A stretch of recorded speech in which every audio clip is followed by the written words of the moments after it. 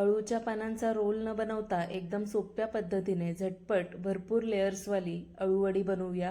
पूर्ण video YouTube चॅनलला upload केलेला आहे, तर नक्की चेक करा। अळूवडी बनवण्यासाठी इथे मी 5 मोठ्या मोठ्या आकाराची अळूची पानं घेतलेली आहेत। सुरीच्या मदतीने मागचा जो देठांचा भाग असतो तो कट करून घ्यायचा। त्यानंतर पूर्ण पानावर लाटण्याच्या मदतीने लाटून घ्यायचं आणि ही पानं स्वच्छ धुवून घ्यायची।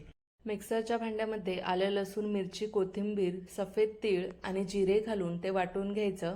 3 चमचे चिंचेचा रसामध्ये 1 चमचा बारीक चिरलेला गूळ घालून तेही विरघळवून घ्यायचं। त्यानंतर एका बाउलमध्ये 1.25 कप बेसन, 1/2 कप तांदळाचं पीठ, 1 चमचा सफेद तीळ, 1/2 चमचा ओवा, घरातले बेसिक मसाले, तयार केलेलं वाटण, चिंच, गुळाचं पाणी आणि चवीनुसार मीठ घालून हे मिक्स करून घ्यायचं। त्यानंतर गरजेनुसार पाणी घालून असं घट्टसर हे मिश्रण तयार करून घ्यायचं।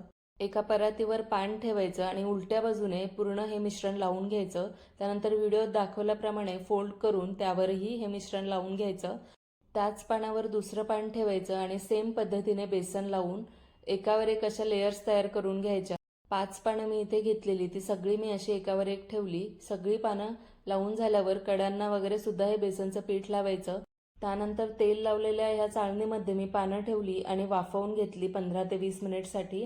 वाफवून झाल्यानंतर पूर्णपणे थंड करून घ्यायचं आणि ही सगळी पानं जी आहेत अळूवडीची ती थंड करून घ्यायची आणि आवडीप्रमाणे त्याच्या वड्या कापून घ्यायच्या।